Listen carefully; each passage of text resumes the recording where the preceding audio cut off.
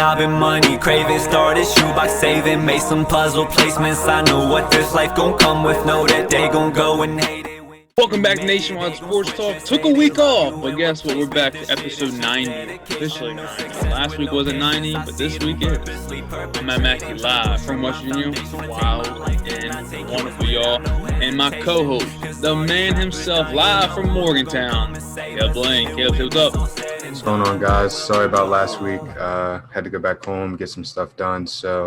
But we're back for this week, episode 90. And since we took last week off, we got a lot more to talk about than we usually do. Yes. Mainly in the NFL and college football. You know, the main focus here in Nationwide Sports Talk is those two sports, but definitely college football. So, what we're starting with NFL first. Start with the pro guys. And let's go kick it off, Caleb. So, looking over this past, we'll be in week 8 now? Week 7. We're in week 7. Week 8 now. Week 7 was last week. That's right, week 8. Whoops. We're on week 8 now. So, we're halfway through the year, halfway through the season. A lot of ups, a lot of downs so far with COVID going on. But it's been a pretty good, solid season so far. But we know what's happening. We know who's bad. We know who's good. So, let's talk about the bad first, because let's just get that out of the way. Because let's end off with the good. So, the Jets are terrible. Dallas is bad. Vikings are bad. Falcons are bad. There's a lot more bad teams this year than the whole good NFC East is bad. We can put it that way. There we go. NFC East. It just goes to say it's pretty crazy how everyone had high hopes for Dallas and struggling. We're struggling bad. It's bad. Yeah, I don't really think there's very many teams right now that – there's a lot more bad teams than there are really good teams. Yes. I'll say that right now. I don't know. It's very shaky, the NFL right now. It's not looking good. I mean, you know, it is the whole COVID year, so not every team has every player, and they're still trying to figure things out. But I don't know. You gotta love it if you're Patrick Mahomes, though. I feel like, or Tom Brady. I mean, you two are pretty much sitting on top, yeah. Or Big Ben. Can't ever count him out either, which he has a really big game coming up this week. He does. So looking at all the bad, you know, there's some good, some bad, some decent. Who do you think could win this MVP race? Because I'm not going to lie, before, you know, Dak went out, I was thinking Dak could win it. I was thinking that. But now since he's done for the year, who do you think the front runner is? I don't know. I mean, I would say Russ, but his last performance against the Cardinals was a little shaky. I mean, that Hail Mary pass that was turned up to be an interception was a not very smart pass by him, but I think you just look at his previous games and what he's done. I mean, I think, in my opinion, he's still the front runner for me. I agree. Russ, like we've talked about plenty of times, Russell Wilson's on a whole nother level. He is shining, performing very well, winning the big games, and his team only has 2 losses. Like, he's playing well, his team's playing well.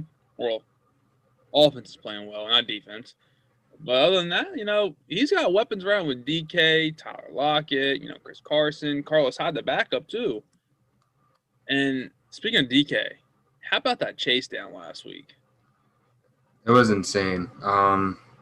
I was watching that live, and first of all, I gotta give a huge shout out to Budda Baker because he had a phenomenal game. But seeing DK just hawk him down was unreal. I've never seen anything like it personally. So, just to see the size comparison between the two as well, like while DK is running him down, you can just see how much of a giant he is compared to Budda Baker. It's crazy. He gained so much yard just because of how big he is, and then you add how just fast he is on top of that. He's an unreal athlete. So going back to the MVP race, you know, we got Russell Wilson in the mix, Pat Mahomes, Aaron Rodgers. Yeah, I was gonna say right now it goes Russ at number 1, Aaron Rodgers number 2, Josh Allen number 3, Myles Garrett number 4, and then Patrick Mahomes number 5, Yeah, and you then your got a boy lot of Dak is at 6. Yeah, Still, Dak was at 6. He like fractured his ankle. But you look at all the guys in top 5. Like, I'm surprised Myles Garrett's in it. Not gonna lie. But I have a feeling that he won't be in it long because I think Tom Brady will surpass that to be a top 3 finalist.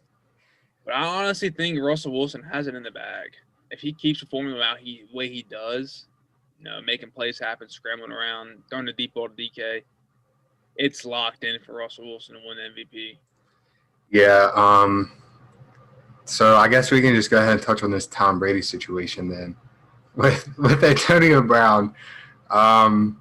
So I mean, he came back saying the NFL kind of went out and stated that Antonio Brown was working out. I guess the first one was working out with the Seahawks, right? It was the first thing that they stated, and I was very happy about that because I thought if you have Antonio Brown and Metcalf, you're set. Like I would probably put them in a front runner to win it all this year. But now that Tom Brady has AB, it's me and you even talked about it. What do you do with that wide receiver core? That's what I'm saying. You bring in AB, you already have Chris Godwin and Mike Evans, and you have Gronk. So are you making Chris Godwin, who was the best receiver on the team last season, Mike Evans is beat up, but still can perform very well? Which one becomes the number 1 guy? Because honestly, I think Chris Godwin was the number 1 guy. Yeah, I think you still have to go with Chris Godwin just because he's been there, done that, been on the roster. But I mean, who knows what's going through Tom Brady's mind. But in my mind, I'm looking for AB almost every play. Yeah. Just because he can get it done. I mean, even if he's not your number 1 receiver on paper, he's the number 1 receiver when he's on the field, no matter what team he's on. I mean, the only team I would say he probably doesn't have that number 1 receiver title is if he goes to the Cardinals, because you have Hopkins, and then maybe the Falcons with Julio. But I mean, even then, it's still like probably he could still be a number 1 receiver. You think it's Seattle he'd be the number 1 guy? Yeah, I think so. I mean, over DK and Tyler Lockett? I don't know. I mean, it's hard to say. DK is definitely, he's definitely proved himself as a proven wide receiver. But like I said, AB's he's that much of a difference maker on the field. I mean, even having DK and AB on the same side of the field, I mean, you have to have at least 5 guys over there on just the 2 of them. So I don't know. I mean, just to see how this Tampa Bay offense is going to work out. I mean, I feel like AB is obviously going to get his receptions, but he's going to open up so many more options for Tom Brady just because he's on the field. I think Gronk's going to get a lot more looks. Godwin's going to get a lot more looks. So this offense just opened up even more. So that wasn't the only signing that happened this past week. The Ravens signed, this is a crazy to me. Like, it's kind of disrespectful what they did, but I'm glad he finally got his shot again. Mm-hmm. The Ravens signed Dez Bryant to the practice squad. Why? You need a receiver on your whole team on the 52 roster, 54-man roster. You need a number 1 receiver. I'm sorry, Marquise Brown ain't the guy for you. And yeah. you put him on the practice squad. I mean, yeah, he can work his way off it, but it's the fact why? Just go ahead and give him the sign on the team. I mean, do you think he's gonna stay on the practice squad long? No, he shouldn't even be in there in the first place. I was gonna say, I mean, I don't think he should be there in the first place. But yeah, I mean, I don't know. They got that. I'm trying to find it right here. That defensive end they got as well was probably the most shocking trade I've seen so far this year. I'm going to mess up this name bad. Njoku from Minnesota. Oh, yeah. For draft picks. He was the top in the NFL for, I think, sacks and forced fumbles right now. And, I mean, at his position. So I think it was kind of a disrespectful trade for Minnesota, but what a steal for the Ravens because that just adds to Especially their for defense. Minnesota when they need help on defense. Yeah, I mean, and the only thing you get out of it is draft picks, which doesn't make sense to you me. get a player out of it. So I don't know. But this Ravens team, I mean, they're stacking up as well. But it's tough right now with Big Ben and that going off the way he is in that division. Oh yeah, 100%.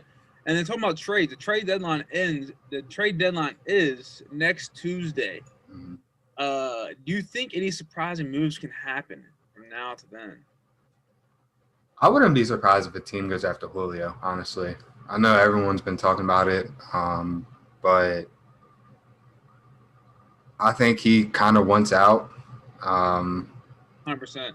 And he's a top receiver in the league, so why not? I mean, why not go after him? He makes your team that much better, makes your team a contender right away. So if I'm a GM, I'm throwing my all at him if I can. Matt Ryan, I told you before the show, I don't think he's going anywhere just because of his massive contract for the next 3 years. I can't think of any other trades. I would love to see Aaron Rodgers get a wide receiver. That's what I would love. I think Amari Cooper could be traded sometime soon. I actually did see, when I was watching Undisputed earlier, the Packers are trying to go after Will Fuller. So I did see that. If he can get another weapon, I think the Packers are going to make a great run, which I would love to see. But I think Julio and that Will Fuller are probably the two biggest right now. I've seen Amari Cooper. I've seen Stephon Gilmore. I've seen Kyle Rudolph, Sam Darnold. I think out of all those guys more likely to be traded, I think it's Amari Cooper. I mean, let's be real. Dallas offense, they got a gold mine receivers now. Michael Gallup can be your number one guy.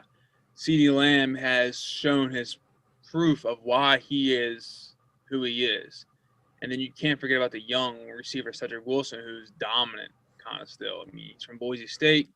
Fast, speedy guy. He did his job, and he's a go-to number 3-4 receiver. And it's just the fact that Gallup has proved himself to be a great number 2 receiver. CeeDee Lamb has been a great slot receiver. And I think Amari Cooper, he loved playing with Dak. Loved Dak. But Dak ain't there. Dak's not there. That's Neither true. is Dalton. So let's segment that into this Cowboys talk. Because I know you wanted to touch base on them a little bit. What are you guys going to do with quarterback situation now? Because is Andy Dalton ruled out this week? Yes. I saw you guys. Mike McCarthy said he's not ruling him out, but let's be real. He's ruled out. Ben DiMaggio's in the gameplay now, and I don't see us winning this week at all. You know, I really would have loved it. This is a little off topic first, but the Tua getting his start this week and Fitzpatrick getting benched, I would somehow love if you guys would get Fitzpatrick. And I'm even saying that as a Washington fan, but your all's offense would be deadly. I feel like he could give you guys a good 6 games. I feel like that's just what he's good for every year, is just a good 6 games. But my thing with that, you might as well give your backups the time to shine because you drafted them for a reason. That's what I'm saying. You drafted Ben DiMaggio already. You drafted him for a reason. That's true. And think about it. You work him out well. He plays well. And you want to trade him away. He's already shown he can win. He's already shown he can play well. We can get something out of this kid. So you think they're just trying to develop him right now and just not even worry 100%. about Jerry just all about the money. Worry about their winning. Exactly. I mean, no matter what, they're going to get a shit ton of money just because they're nationally televised 24/7. Everything they do, every move made is through. I mean, it goes all over SportsCenter. So yeah, it's going to be tough though for you guys this week, and I think for the rest of the season. And not just that, I mean, with the Cowboys, defense is bad. So, I'll trade Amari Cooper, Stephon Gilmore. The Patriots need a receiver. We need a DB. Do the trade. Let's get it done and over with. I would love to see that happen. Other than that, O-line's beat up. This past weekend we played the football team. None of our O-linemen were starting beginning of the season. Leo Collins is out. Joe Looney's out. Zach Martin was out. Tyrone Smith's out. That's 4 out of the 5 guys.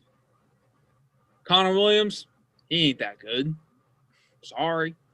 You ain't good, buddy. From Texas. You're not that good. And the fact, seeing Andy Dalton get hit, it kind of pissed me off. Because, I played O-line, and if anybody hit my quarterback, my running back that way, I'm going and fighting. No. My job is protect them. And don't go ahead let's walk away.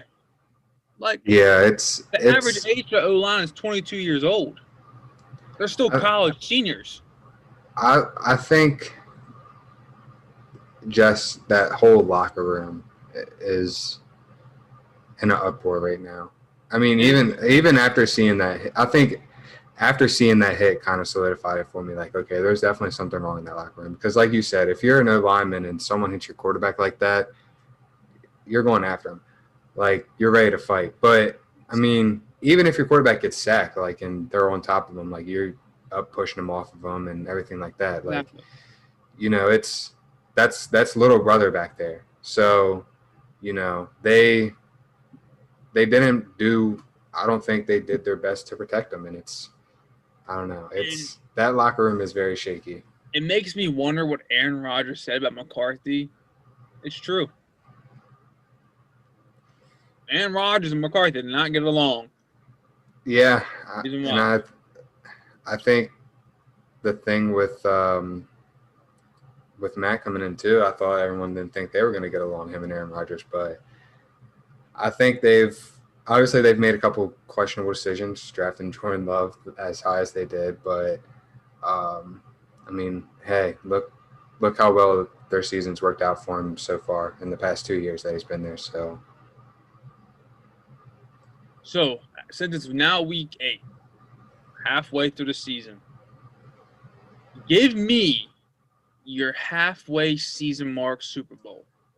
Give it to me, Caleb. Hit you on the spot right now. Don't even think about it. Give me 2 names, NFC, AFC. I'm going Buccaneers.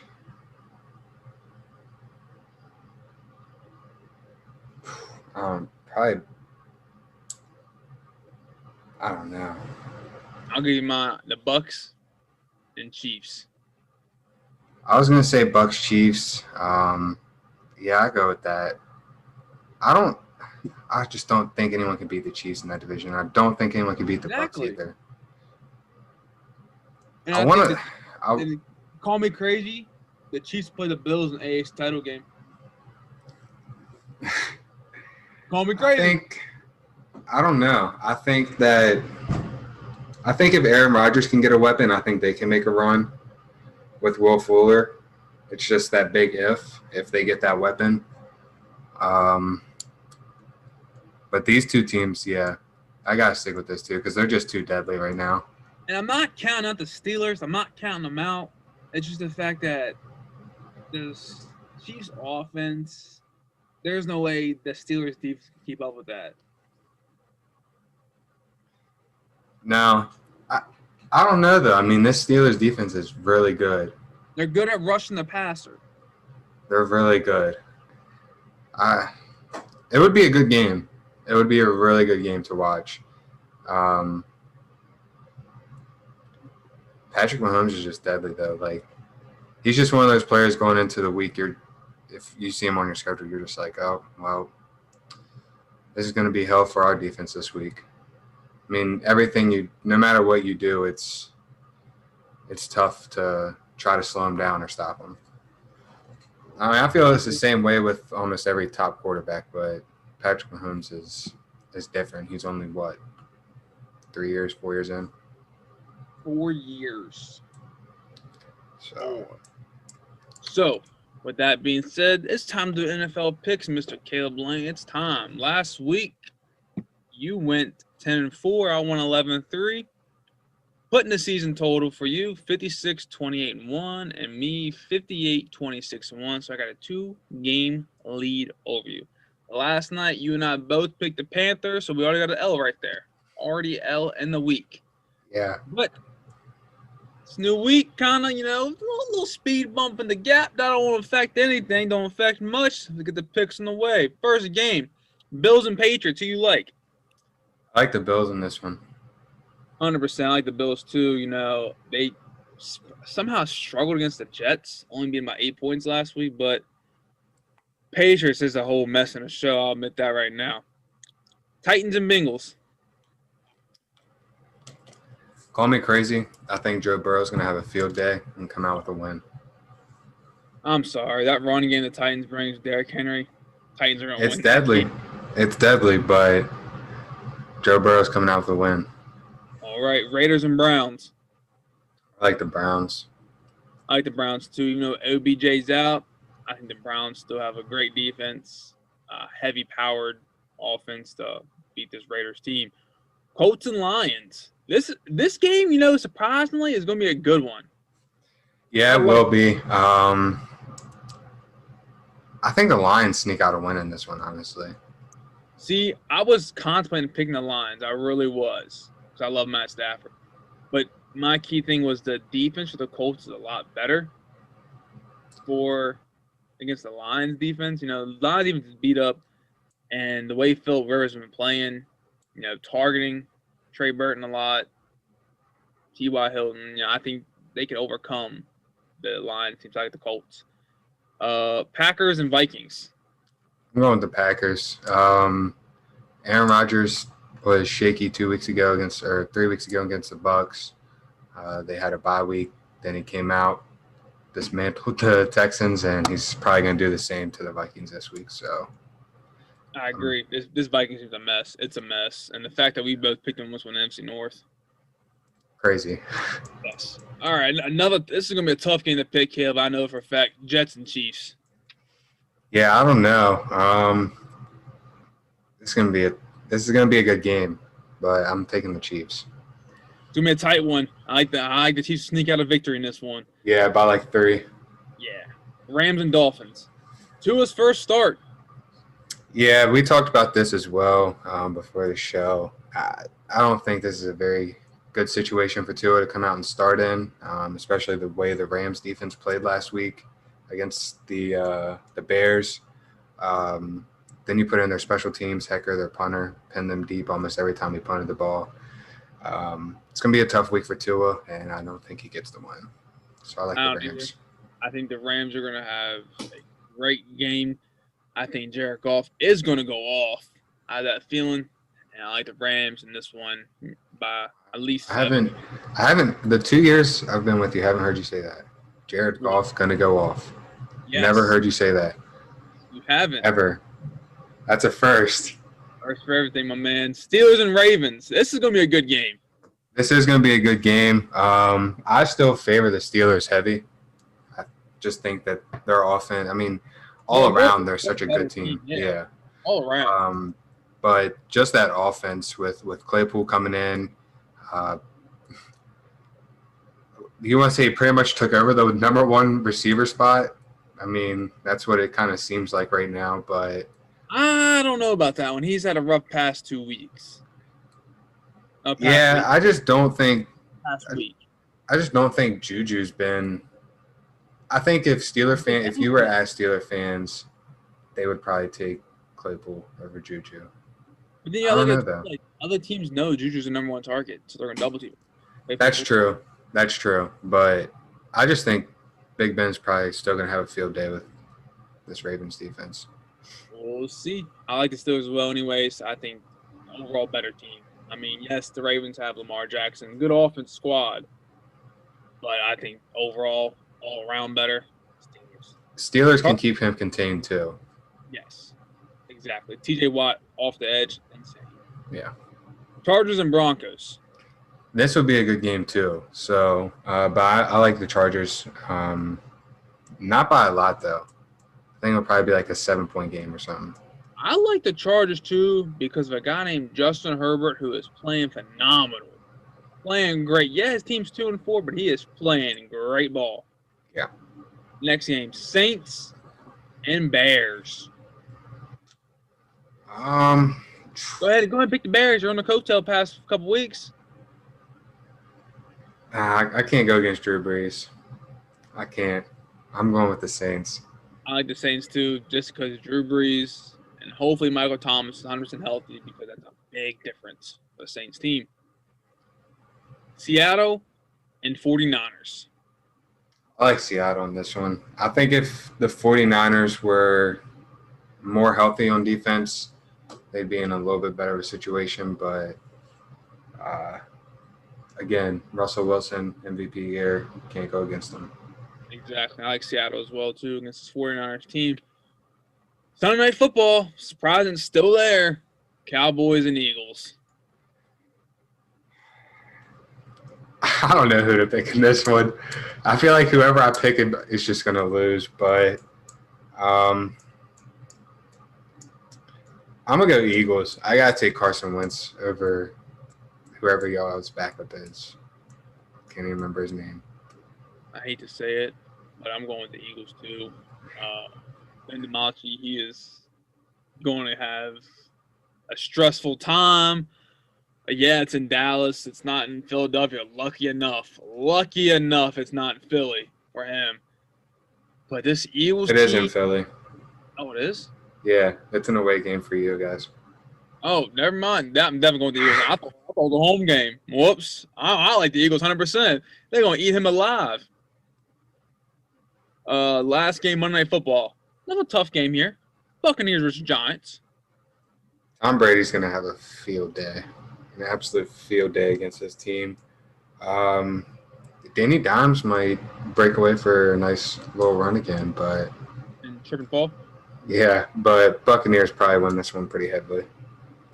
100%. I like the Buccaneers, no doubt about it. Tom Brady, he's had a phenomenal past 2 weeks against the Packers. And have they already announced when AB's coming back? Week 9. Week 9. Right around the corner. Right around the corner. So that includes our NFL picks of the week. This week, Caleb and I have how many different game picks? 1, 2. Just two. 2 different game picks. Colts and Lions and the Bengals and Titans game. So we'll find out what happens. No doubt about it.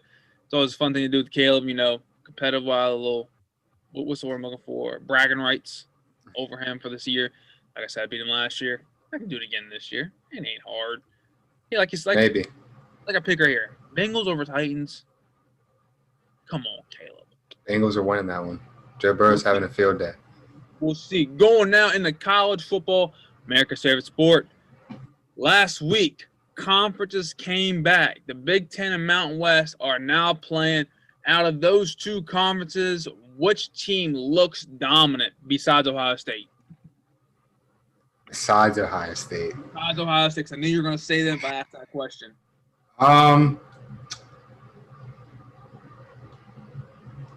Honestly, this Wisconsin team, they looked really good last week. Graham Mertz. Also, Indiana with that upset, they looked really good. Tavis said he doesn't believe it should have been a touchdown. I obviously believe it should have been a touchdown, but whatever. But yeah, I think Wisconsin is definitely my top right now, most dominant. I'm going to throw a curveball at you. Northwestern. Big win over Maryland, who has Tua's brother starting quarterback, who transferred from Alabama. Won 43-3, I think it was. Tell me if I'm wrong, Caleb.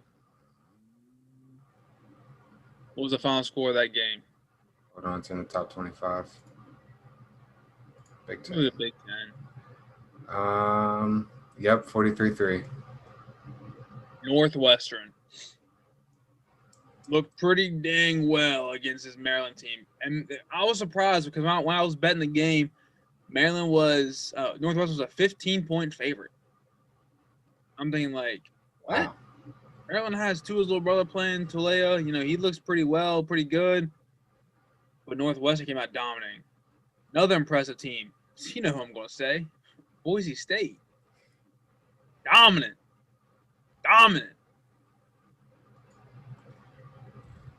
Thoughts? Yeah, I couldn't. I mean, you guys came out with a really good win this week, so Yeah, um, it was Ball State, but still, good win. yeah, I could agree with that. Wisconsin still has to be my favorite though for this one. Another team to look out for is Rutgers. Rutgers got their first Big Ten win since 2017, beating Hmm. Michigan State big. Wasn't a little close one, it was a big one for them. Yeah, And the first win against a Power 5 team in 24 games. which is insane. Yes. That's sad that they've been that bad for that long. But hey, guess it's on a turnaround. Exactly. So last headline before we get into our 5-star performances. Trevor Lawrence got tested positive for COVID-19. I was talking about Caleb before the show, and I was like just curious. They're saying that Trevor Lawrence has set out for 2 games. 2 games. That's self-quarantine for 10 days. I said, okay, that makes sense. But then it got me thinking. Nick Saban in 1 week tested positive. In a matter of 4 days, he took 3 COVID tests, all came back negative, and was able to coach that week. So how come if Trevor Lawrence has no more symptoms, test negative, he can't play? That's where I'm confused about. Like, knowing that these kids are playing for their future, I get Trevor Lawrence, his future is set in stone for him. We already know that, but it's the fact that he wants to win, undefeated, win a natty, go to the NFL. I get that. But how come a coach can test positive and then within a matter of 4 days take 3 back-to-back COVID tests, all come back negative, and still be on a sideline and coach a team? But Trevor Lawrence can't play in the game. I think obviously he can't play tomorrow. But I don't think they're going to make him sit out that Notre Dame game. I think it would be kind of like the. That's the only game I'm worried about. In Boston College, I'm not worried about that game. I'm talking about Notre Dame. They play number 4 team in the country. Yeah, I think it's going to be something like the Nick Saban. They'll do 3 back-to-back days of testing, or 3 days out of 4 of testing, and if you test negative for 3 days, then you're cleared to play. But there's no way they make him sit out for the Notre Dame game. I mean, right now he is the no sense. He is the golden boy of college football. There's no way they make him sit out. So I think,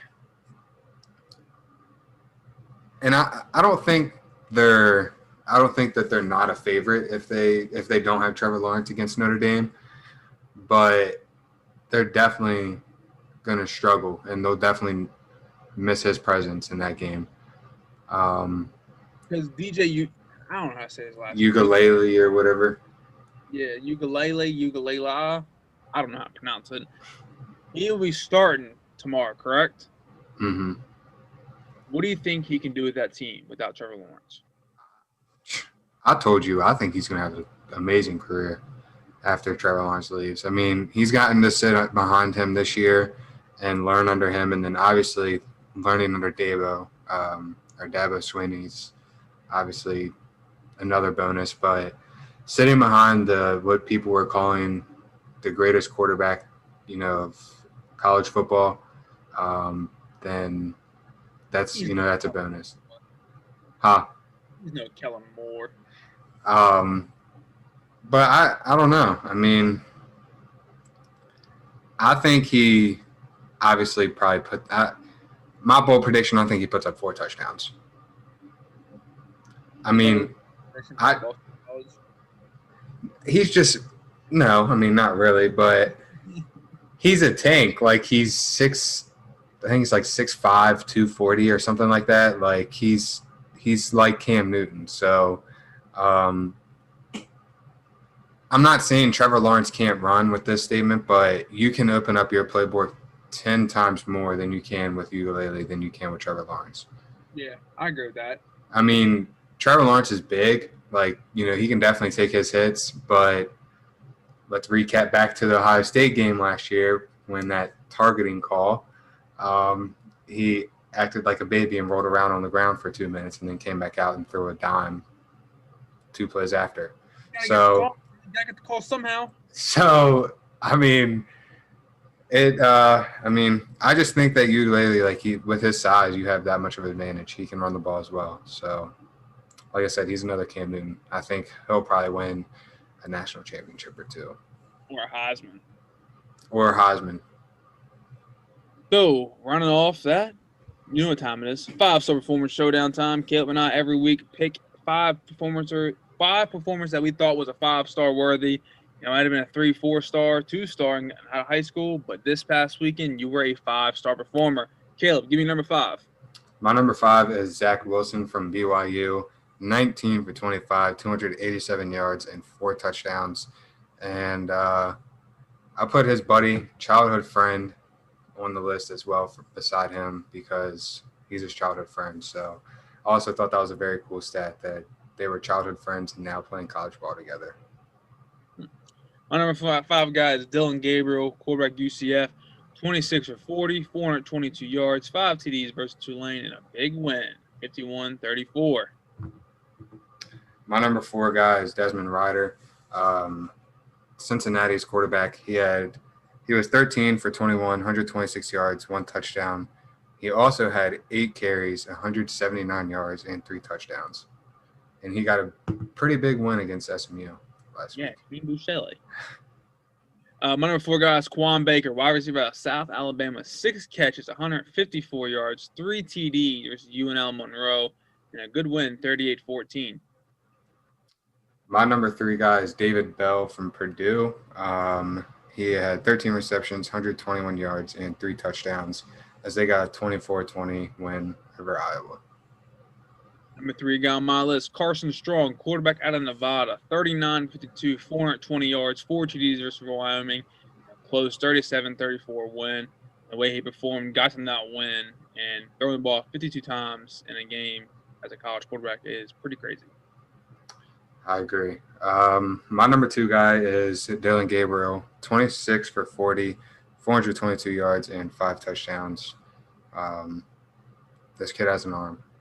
Yeah, I wasn't put him in the top 3 for me, but he was my number 1 guy last week, and so it's kind of expecting how he performs nowadays. So I was like, "You're gonna be number 5 this week, Dylan." Yeah, it's I was watching some of their games just real quick. The American Conference, man, they can throw the ball. Just watching the highlights. There's no defense. Not at all. My number 2 guy is Javonte Williams, running back out of UNC, 19 carries, 160 yards, 3 TDs, and that big win over NC State, 48-21.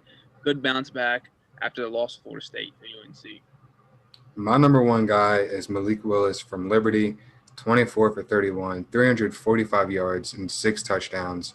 On top of that, he had 12 carries, 97 yards, and a rushing touchdown. Interesting, last week we had his receiver on our Power 5. My number 1 guy is Desmond Ridder, quarterback out of Cincinnati. 8 carries, 179 yards, 3 TDs. And Caleb also mentioned his passing stats. So he had a total of 4 TDs for the game against a tough SMU team, but a big win, 42-13. The way Desmond played, yeah, you're a quarterback, you're supposed to throw the ball more, but the fact that you were running the ball 179 yards with 3 more TDs added to your passing TD, pretty incredible stat. And the way you perform, got your number 1 on the list, my man. That is the 5-star performance breakdown for you. We do it every week. Come back next week. Hopefully your favorite college player could be on it if he performed well in our eyes.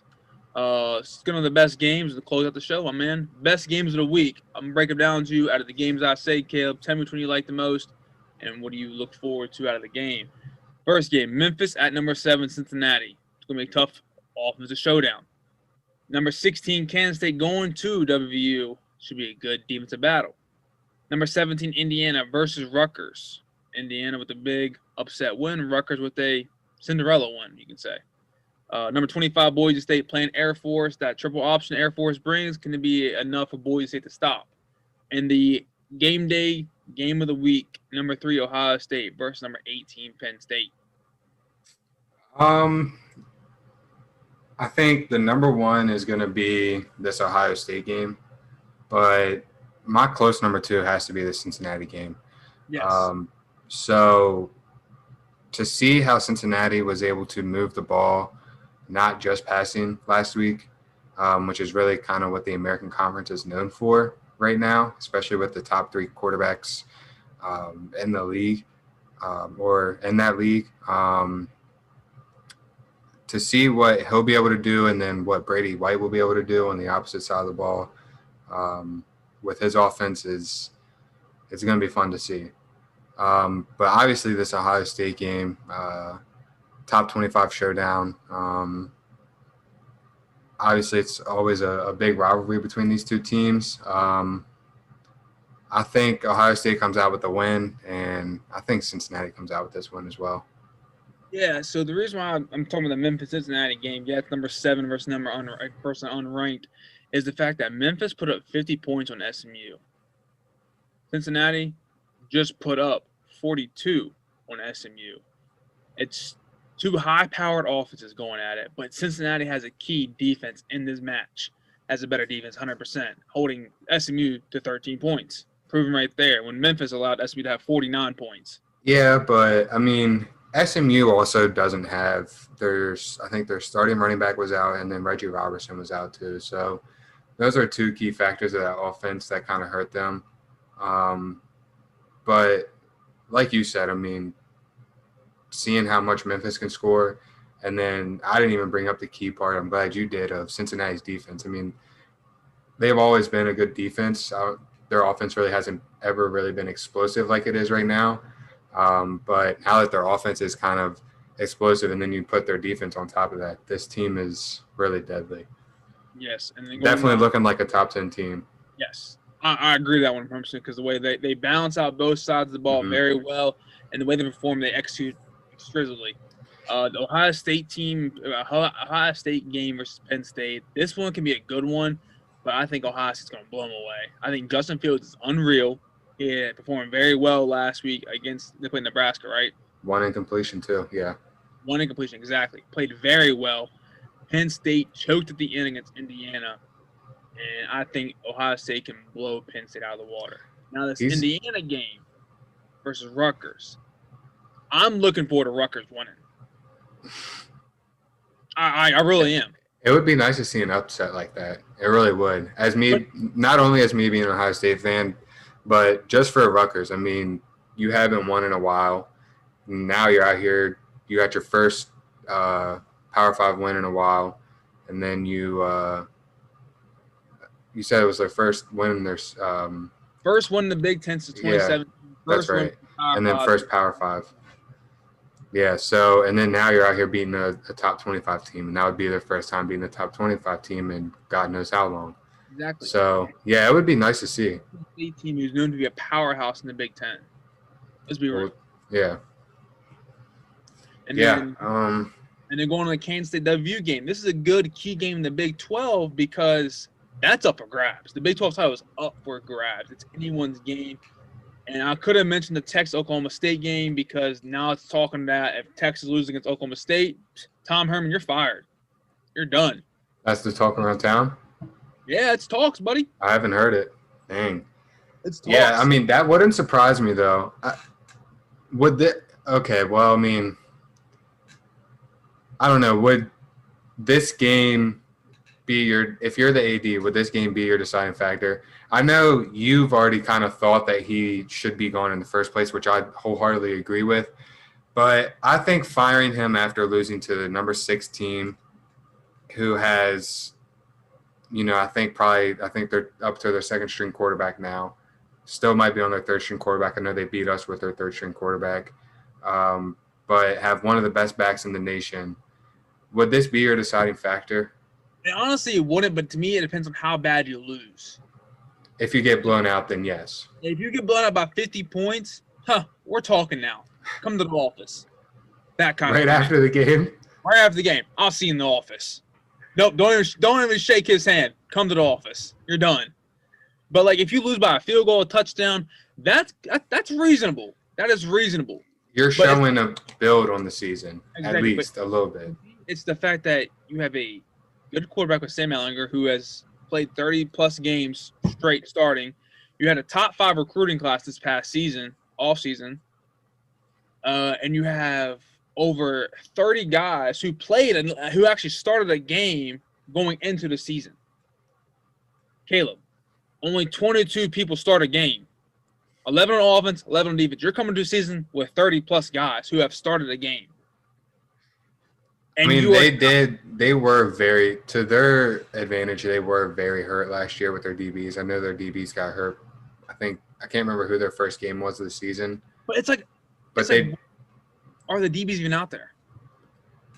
I mean, from what I've seen, no. I mean, against Spencer Rattler, they didn't do anything. Exactly.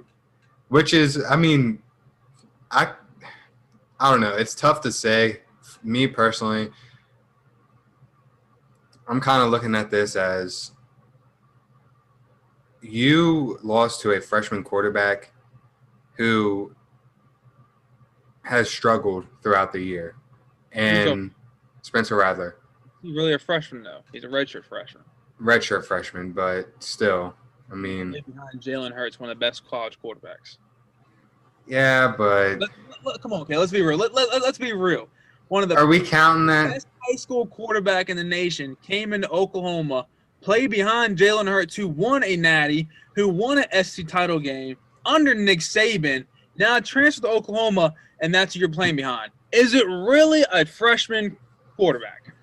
All right, so you lost to a redshirt freshman quarterback, but still, you have a senior quarterback who, like you said, has the most experience out of any quarterback, I think, right now in college football. That's Trevor Lawrence. I mean, he doesn't have more experience than Trevor Lawrence. He started more games than him. Trevor Lawrence played more better games. Let's be real. Well, bigger games, yes, but I mean, he's on paper he started more games. That's what I meant. The person came in and won a natty. Come on now. I mean, but he was also talked about being one of the greatest college quarterbacks to be right coming out of high school. Trevor Lawrence is crazy to me right now. I'm not comparing him to him. What? You argue me that Trevor Lawrence is not one of the Trevor Lawrence has less experience than Sam Ehlinger. Yes, Sam Ehlinger has played in more games, but let's be real. He's a far better quarterback. Yes. Far better quarterback, and I think has better talent than Sam Ehlinger. By far, 100%. You can't even compare him. Questionable. What? Same by far? Oh, yeah. I think Trevor Lawrence is – I mean, yes, if you look at it stats-wise and percentage-wise, Sam Ehlinger has played in more games. I will agree with that one. Yeah, that's what I was saying. Just on paper, he has more games played. That's what I'm saying. Like, I'm trying to tally the games up because, Trevor Lawrence went 15-0 his freshman year, right? Was it 15 or was it? Yeah, it would have been 15 because of the national championship. And last year, lost one. Year after they lost right? One game. Yeah, to LSU, right? No. Yeah, it would have been to LSU in the national championship. Yeah, this is 30. Yeah. So he went 29-1 and hasn't lost since. Yes. So technically, it's kind of the same comparison, like experience-wise, because he plays in 2 extra games. Yeah, that's true. But facts. I think either way, I mean, if you were to fire him and just look at it like, okay, you lost to a redshirt freshman. You have a senior quarterback who has the most experience on paper, and you can't pull off this win. And it was at home, wasn't it, for them? Anyone in college football would take this Texas job. I mean, it's the biggest. I want to say probably one of the biggest universities in college football. I agree, but me, I'm not a huge fan of firing coaches in the middle of the season. I'm not. I'm not either, but I feel like at this point it has to be done. He hasn't done anything for this program.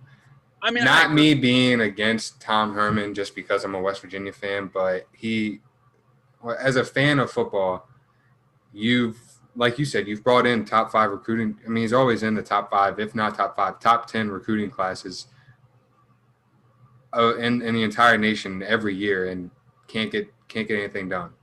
So it's not looking good for him. I think he should get out of there.